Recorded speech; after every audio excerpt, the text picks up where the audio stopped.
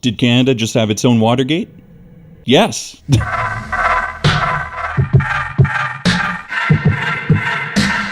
Alright, before all you boomers get your Nixon and not, let me be clear, I know that Watergate is not the correct comparison here, I get that, okay? It's actually the Iran hostage crisis of 1980, but let me get into it. I don't normally cover stuff like this on this channel, but I figured I'd dip my toes in the water here, just because this was something that happened over the weekend, and I haven't seen anyone talk about it. Everyone I talk to in real life is not aware of it, and in my mind, this is one of the biggest scandals in recent history for Canadian politics. The gist of it's that Danielle Smith, who is the Premier for Alberta, Canada's equivalent to Texas, they're a big oil-producing province, more conservative than most. She went down to Mar-a-Lago and talked to Trump's team, back when the tariff talk was all kicking off, trying to get a way for them to basically just put everything on pause, not change anything, but just, hey, just let it be on the down low until after the elections, because as of right now, you are sewering the conservative chance to be able to be elected in this country. If you don't see the issue with that, or if your interpretation of what went down is different, we'll get to that in a bit. But let me go over first the history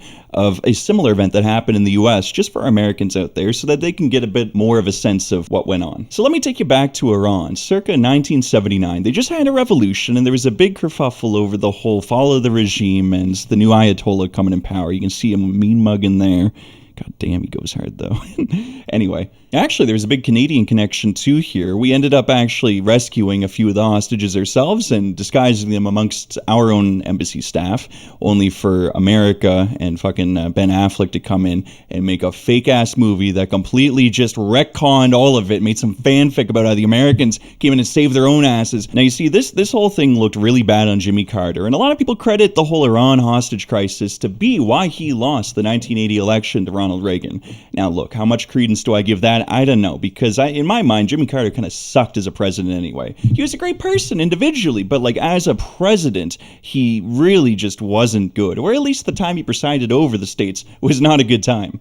And so I think he would have been screwed regardless, but whatever. Anyway, what happened was Ronald Reagan came in 1980 and swept the election. But part of the reason why, again, was that everyone said, oh, Jimmy Carter really had that whole Iran hostage crisis. We need to get our Americans home, and he's just not doing it. He's shit in the bed. And so we need to get someone better in who can come in and actually fix the situation. And Ronald Reagan promised to be the one. And now you see, when he said that he could actually come in and get this situation solved, maybe there was more than just blind confidence to make him so confident in that belief. Because you see, in 1980, to keep it short, the theory is just that Ronald Reagan and people on his side in his campaign went in and intervened on the hostage negotiations to say, hey, look, okay, Iran, you just delay this stuff till after the election and we'll reward you, a little quid pro quo. Now, you see, Congress and the Senate both had their own independent committees that went and investigated these claims, and they both came to the conclusion that there was no basis in reality for it. And I really think that Congress as a whole should look at situations like this for why no one believes or trusts in them anymore. Because, look, you can declare yourselves innocent all you want, but at the end of the day, the truth will come out. And the more and more that you accrue these blatant lies and cover-ups, the more that people just write off anything you got to say at all. And you see, at first, everyone's like, oh, there's no basis. But over the years, more and more different parties, like former Iranian presidents, people in the Intelligence Committee, a bunch of other documents and staff that came out with it, all of this stuff really points towards this actually happening. 12 years after the event is when a bunch of stuff came out. Some people started making stories, publishing news articles. New York Times ran with a big piece. And again, at the time, it's just a lot of speculation and good assumptions, and it seemed likely, but no one could definitively say. And today, we still can't say either, right? But, over the years, a lot of stuff came out. Like, I know there was this 1980 declassified CIA memo where they were saying that, at least from Iran's standpoint, they were incentivized and openly aligned with collusion of some kind. They wanted to bring down the Carter regime. Again, there's nothing dead to rights for certain. We will never get that closure, but just everything around this points to the fact that, yes, Ronald Reagan's team did in fact collude with Iran to screw over Jimmy Carter and delay the release of these hostages until it was more politically convenient for them so that they could win an election. And in fact, the Iran-Contra affair that came to light a few years after that was all really, you could trace back the origin to this point of collusion between Iran and the Reagan administration, which is very ironic because You know, when you think of Iran today, it's not exactly an American friend. And they weren't at the time either. In fact, they were literally throwing out the Americans and taking them hostage when Reagan stepped in and said, we should be friends. It's just blatant collusion with an enemy power. Go read this article on the New Republic if you want to read more about it, but just overall, the evidence is pretty damning. Another great example of this is when Richard Nixon literally prolonged the Vietnam War by colluding with foreign powers in order to make himself look better and make Lyndon B. Johnson lose. There's multiple examples of this happening throughout history, but overall, I think that the obvious through line here is that it's just bad and it screws over the actual citizens of the nation in order to benefit one political party. No matter who's doing it, it's just bad. You can't be doing that in politics. Now, with all that in mind, as for the reason for today's video, I'm going to play the actual interview here between Danielle Smith, the Premier of Alberta, and Breitbart discussing Danielle's discussions with Trump and his transition team back at the start of the year. Of the Conservative Party leader, and he was miles ahead of Justin Trudeau. But because of the what we see as unjust and unfair tariffs, it's actually caused an increase in support for the Liberals. And so that's what I fear, is that the longer this dispute goes on, politicians posture, and it seems to be benefiting the Liberals right now. So I would hope that we could put things on pause, is what I've told administration officials. Let's just put things on pause so we can get through an election. Let's have the best person at the table make the argument for how they would deal with it. And I think that's Pierre Poilievre. And I do agree with you that if we do have Pierre as our Prime Minister, then I think that there's a number of things that we could do together. Pierre believes in development. He believes in low-cost energy. He believes that we need to have low taxes.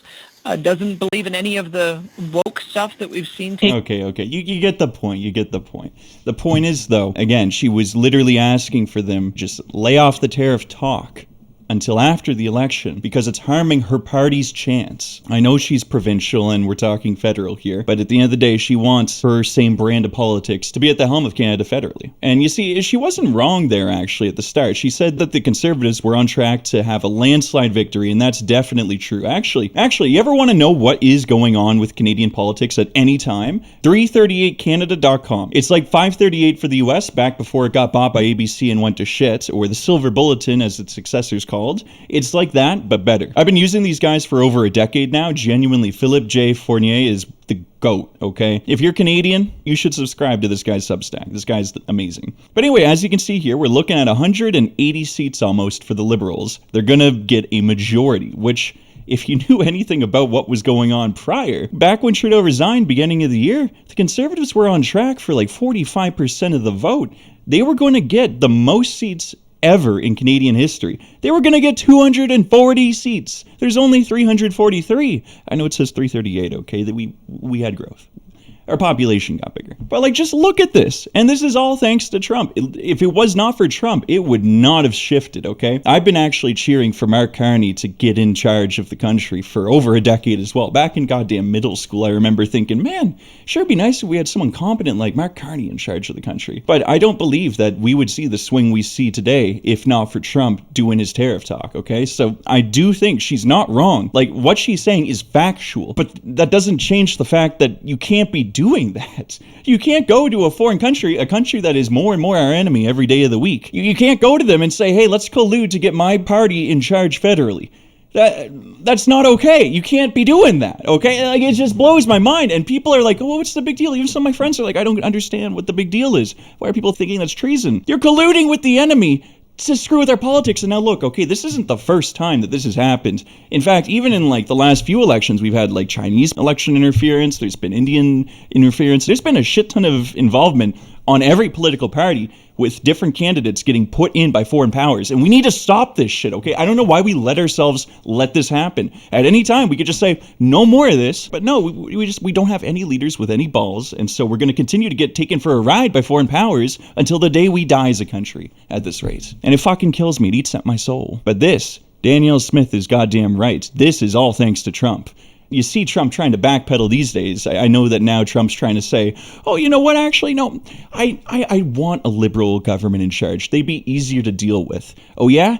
Says the guy who somehow got cucked by Trudeau in a fucking trade negotiations. Mr. Art of the Deal got fucking arted of the deal by fucking Trudeau. How the hell does that happen? Trudeau, soy boy Trudeau somehow cucked you in a fucking trade agreement back in 2019 or whatever with NAFTA 2.0, you scam, whatever the fuck you want to call her.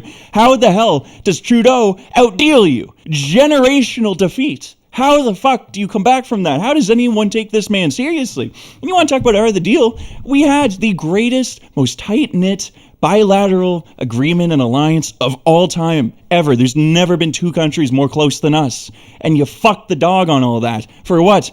A moderately better trade deal is what you're hoping to get out of all this? Well, I'll tell you what, every time I go to the grocery store, all the American shit, it's flipped upside down and it's stocked as shit, and people just sometimes knock it off the shelf and stomp on it. And there's nothing any company can do, and they're starting to stop order American goods because they know that we don't want it anymore. It doesn't matter if the trade tariffs and all that shit's repealed tomorrow. This is an inflection point is what it is. I have never seen people more anti-American. You know, my whole life growing up in this country, I've noticed that people have always been very, like, you know, passively anti-American, like, oh, we're so better. I feel a lot of that is from insecurity about being inferior to America in a lot of ways.